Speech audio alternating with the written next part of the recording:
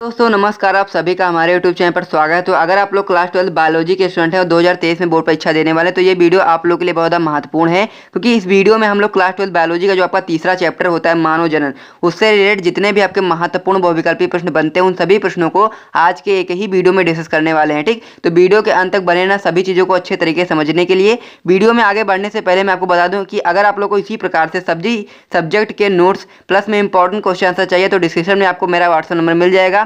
इन सभी का चार्ज केवल 149 है, जिसमें आप लोगों को क्या क्या चीज़ें मिलेंगी सबसे पहले मैं आपको बता देता हूँ, उसके बाद वीडियो को शुरू करते हैं। ठीक, तो 149 में आप लोगों को फिजिक्स केमिस्ट्री प्लस बायोलॉजी के सभी चैप्टर्स के नोट्स मिलेंगे। क्या क्या चीज़ें मिलेंगी, फिजिक्स केमिस्ट्री प्लस में बायोलॉजी के सभी चैप्टर्स, जितने भी चैप्टर्स होते हैं उन सभी के क्या मिलेंगे, नोट्स मिलेंगे, हैंड रिटन नोट्स होंगे और साथ ही में आपको इंपॉर्टेंट क्वेश्चन आंसर इसी प्रकार से मिलेगा। ठीक, तो जिनको भी ज्वाइन करना है डिस्क्रिप्शन में आपको मेरा व्हाट्सएप नंबर मिल जाएगा, आप लोग मुझसे कॉन्टैक्ट कर लेना। मैं आप लोगों को डेमो नोट्स भेज दूंगा और आप लोग देख लेना, अगर आपको अच्छा लगता है तो आप लोग ज्वाइन कर सकते हैं। ठीक, 149 कॉस्ट है इसका। तो चलिए दोस्तों वीडियो को शुरू करते हैं। तो सबसे पहले हम लोग बात करते हैं क्लास 12 बायोलॉजी के बारे में। ठीक, तो बायोलॉजी जो हमारी क्लास 12 की चल रही थी, इसमें हम लोगों ने जो सबसे इससे पहले का जो चैप्टर हम लोगों ने लिया था, जो आपका होता है चैप्टर नंबर 2 क्लास 12 बायोलॉजी का, जो आपका होता है पुष्पी पौधों में लैंगिक जनन। तो उससे रिलेटेड जितने भी आपके महत्वपूर्ण वो विकल्पी प्रश्न थे उन सभी प्रश्नों को हम लोगों ने देख लिया था। 24-25 क्वेश्चन लगभग बनते हैं उस चैप्टर से। तो अगर आपने उस चैप्टर को अभी तक नहीं देखा है तो इस वीडियो के देखने के बाद में आप लोग जाकर के वहाँ पर देख लेना। ठीक, और अगर आप लोग का सपना है कि आप लोग क्लास 12 बायोलॉजी के साथ साथ फिजिक्स केमिस्ट्री में सभी सब्जेक्ट में आप लोग 90% स्कोर करें तो आप लोग हमारे चैनल को सब्सक्राइब कर सकते हैं, क्योंकि हमारे यूट्यूब चैनल यानी कि ड्रीम लाइट एजुकेशन चैनल पर आपको इसी प्रकार से सारे कंटेंट देखने को मिलते हैं। ठीक, तो अगर आपको वीडियो पसंद आए तो वीडियो को लाइक कर दीजिएगा, साथ ही में चैनल को कर दीजिएगा सब्सक्राइब। ठीक, तो इस वीडियो को देखने के बाद आप लोग पिछला जो वीडियो हम लोगों ने बनाया था, जो आपका क्लास 12 बायोलॉजी का जो आपका सेकंड चैप्टर होता है, उसका भी महत्वपूर्ण बहुविकल्पीय प्रश्न आप लोग देख लेना। ठीक, तो चलिए दोस्तों वीडियो को शुरू करते हैं बिना टाइम को वेस्ट करते हुए। तो आज का जो हमारा टॉपिक होने वाला है, जो आपका मानव जनन चैप्टर होता है, उससे रिलेटेड जितने भी आपके महत्वपूर्ण बहुविकल्पी प्रश्न होते हैं उन सभी को आज के वीडियो में हम लोग डिस्कस करने वाले हैं, जो आपके बोर्ड एग्जाम में 1 मार्क्स का पूछा जाता है और पहला क्वेश्चन ही आपका महत्वपूर्ण बहुविकल्पी का ही होता है। ठीक, तो सबसे पहला क्वेश्चन क्या है, सबसे पहले हम लोग पहले क्वेश्चन को देख लेते हैं कि इस प्रकार से आपको इसका आंसर बताना है। तो पहला क्वेश्चन है आपका कि स्पर्मिएशन शुक्राणुओं के कहाँ से मुक्त होने की क्रिया है, यानी कि हम लोग को ये बताना है कि जो स्पर्मिएशन है वो शुक्राणुओं के कहाँ से मुक्त होने की क्रिया है। पहला ऑप्शन है आपका शुक्रजनन नलिका, दूसरा ऑप्शन है आपका शुक्रवाहिका, तीसरा ऑप्शन है आपका अधिवृषण और चौथा ऑप्शन आपका प्रोस्टेट ग्रंथि। ठीक, तो जिसको भी आंसर पता है वो लोग क्या करना, वो लोग कमेंट बॉक्स में जरूर आंसर को बताना, ताकि हम लोग को पता चले कि किन लोगों को इन सभी का आंसर पता है। ठीक, तो इसको आंसर को ये सारी चीज़ें जो आपकी होंगी वो आपको पीडीएफ के माध्यम से ग्रुप में मिल जाएगा, जो भी लोग ग्रुप में ज्वाइन होंगे। ठीक, तो अब हम लोग बात करते हैं इसका सही आंसर क्या होता है। शुक्रजनन नलिका जो होती है इसका सही आंसर हो जाता है। ठीक, होता यह है कि जब शुक्राणु क्या होते हैं शुक्रजनन नलिका से मुक्त होते हैं तो उस क्रिया को ही हम लोग स्पर्मिएशन कहते हैं। ठीक, तो ये वाला जो पहला ऑप्शन होता है आपका सही हो जाता है, इस पर आप लोग टिक मार देना और जो भी लोग ग्रुप में ज्वाइन है उनको आंसर की भी मिल जाएगा। तो सबसे पहले आप लोग खुद से सॉल्व करिएगा, आपको नहीं समझ में आता है तो आंसर की देख सकते हैं, साथ में वीडियो लेक्चर भी आपको देखने को मिल जाएगा। ठीक, अगले क्वेश्चन की ओर बढ़े तो हमारा अगला क्वेश्चन है कि वृषण की अंतराली, जिसे हम लोग हिंदी इंग्लिश में कहते हैं लीडिंग कोशिकाएं। ठीक, होता यह है कि जो वृषण की अंतराली कोशिकाएं होती हैं, अंतराली को हम लोग इंग्लिश में लीडिंग कहते हैं, से स्रावित हार्मोन है। हम लोग को ये बताना है कि जो वृषण की अंतराली कोशिकाएं होती हैं उनसे स्रावित कौन सा हार्मोन है। पहला ऑप्शन आपका टेस्टोस्टेरोन है, दूसरा ऑप्शन है आपका एस्ट्रोजन है, तीसरा ऑप्शन आपका FSH है और चौथा ऑप्शन है आपका प्रोजेस्टेरॉन है। ठीक, ये चीज़ हमको बताना है, जिसमें से आपका जो सही ऑप्शन हो जाता है वो आपका हो जाता है टेस्टोस्टेरोन। ठीक, तो वृषण की जो अंतराली कोशिकाओं से जो स्रावित हार्मोन होता है वो आपका होता है टेस्टोस्टेरोन। इस पर आप लोग सही टिक मार देना। अगले क्वेश्चन की ओर बढ़ें तो हमारा अगला क्वेश्चन है कि ग्राफियन पुटिका पाई जाती है। तो हम लोग को बताना है कि जो आपकी ग्राफियन पुटिका होती है वो कहाँ पर पाई जाती है। पहला ऑप्शन आपका स्तनियों के अंडाशय में, दूसरा ऑप्शन आपका लसिका गांठों में, तीसरा ऑप्शन आपका स्तनियों की प्लीहा में या फिर चौथा ऑप्शन आपका मेढक के अंडाशय में। तो जो आपकी ग्राफियन पुटिका होती है इसका नाम आप लोगों ने इस चैप्टर के अंतर्गत बहुत बार पढ़ा होगा।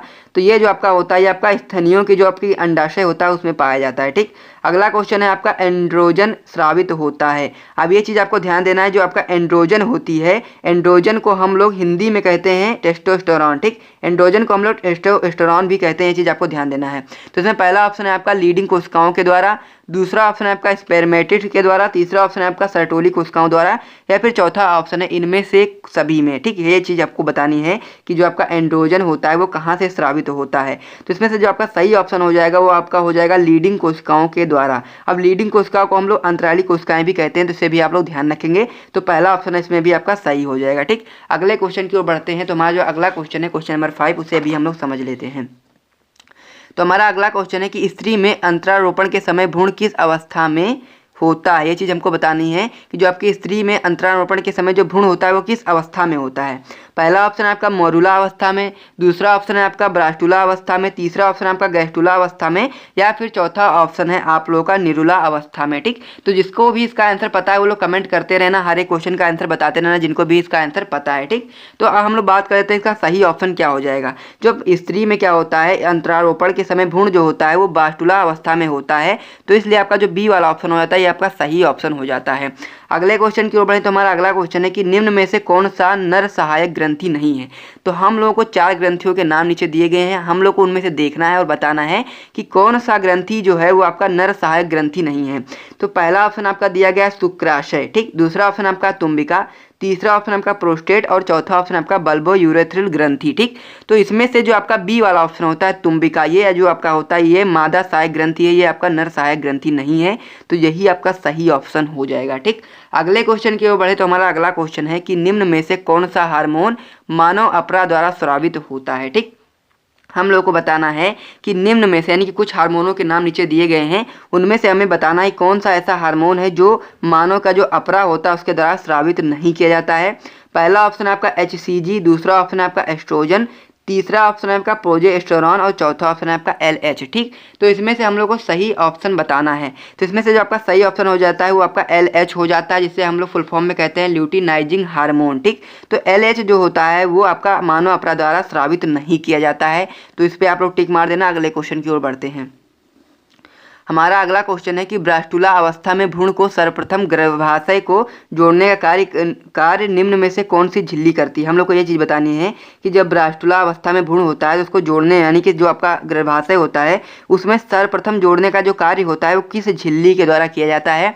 पहला ऑप्शन आपका एमनियन, दूसरा ऑप्शन आपका कोरियन, कोरियन को हम लोग हिंदी में अपरा भी कहते हैं। ठीक, अगला ऑप्शन है आपका एलेंटाइस और चौथा ऑप्शन है आपका योग सैक।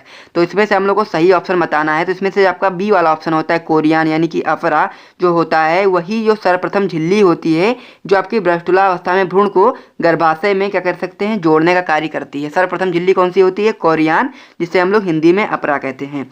अगले क्वेश्चन की ओर बढ़े तो हमारा अगला क्वेश्चन है कि मोरुला परिवर्धन की अवस्था है। हम लोग को ये बताना है कि जो मोरुला परिवर्धन है उसकी क्या अवस्था है, मतलब की अवस्था क्या है। पहला ऑप्शन आपका युग्मनज व कोरक पुटी के बीच की जो अवस्था होती है उसे हम लोग मोरुला परिवर्धन कहते हैं, या फिर दूसरा ऑप्शन आपका कोरक पुटी या गैस्ट्रुला के बीच की अवस्था, या फिर तीसरा ऑप्शन है आपका अंतरारोपण के बाद की अवस्था, या फिर चौथा ऑप्शन है आपका अंतरारोपण व प्रसव के बीच की जो अवस्था होती है उसे।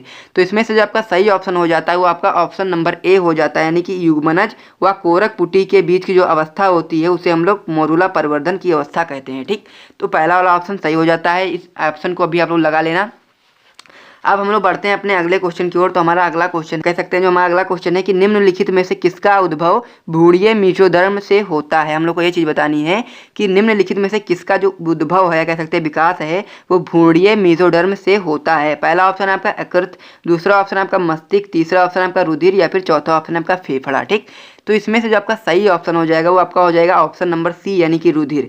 तो इसमें आप लोग बता सकते हैं कि भ्रूणीय मेसोडर्म से रुधिर का उद्भव या कह सकते हैं विकास होता है। अगले क्वेश्चन की ओर बढ़ें तो हमारा अगला क्वेश्चन है कि नर एवं मादा युग्मक होते हैं। हम लोग को ये चीज़ बतानी है कि जो नर युग्मक होता है और मादा युग्मक होता है वो कैसा होता है। पहला ऑप्शन आपका अगुणित होता है, दूसरा ऑप्शन आपका द्विगुणित होता है, तीसरा ऑप्शन आपका त्रिगुणित होता है, या फिर चौथा ऑप्शन है इनमें से कोई नहीं। ठीक, तो इसमें से जो आपका सही ऑप्शन हो जाएगा वो आपका हो जाएगा अगुणित यानी कि एन होता है। नर एवं मादा युग्मक दोनों कैसे होते हैं, अगुणित होते हैं। तो ये वाला ऑप्शन जो आपका होता है सही ऑप्शन हो जाएगा। ठीक, अगले क्वेश्चन की ओर बढ़े तो हमारा अगला क्वेश्चन है कि मानव में निषेचन होता है। तो हम लोग को ये चीज़ बतानी है कि मानव में कैसा निषेचन होता है। पहला ऑप्शन है आपका बाह्य निषेचन होता है, या फिर दूसरा ऑप्शन है आपका आंतरिक निषेचन होता है, या फिर तीसरा ऑप्शन आपका ए व बी यानी कि बाह्य और आंतरिक दोनों निषेचन होते हैं, या फिर चौथा इनमें से कोई नहीं। ठीक, तो इसमें से जो आपका सही ऑप्शन हो जाएगा वो आपका हो जाएगा बी वाला ऑप्शन आंतरिक निषेचन, यानी कि जो मानव होते हैं उनमें आंतरिक निषेचन होता है।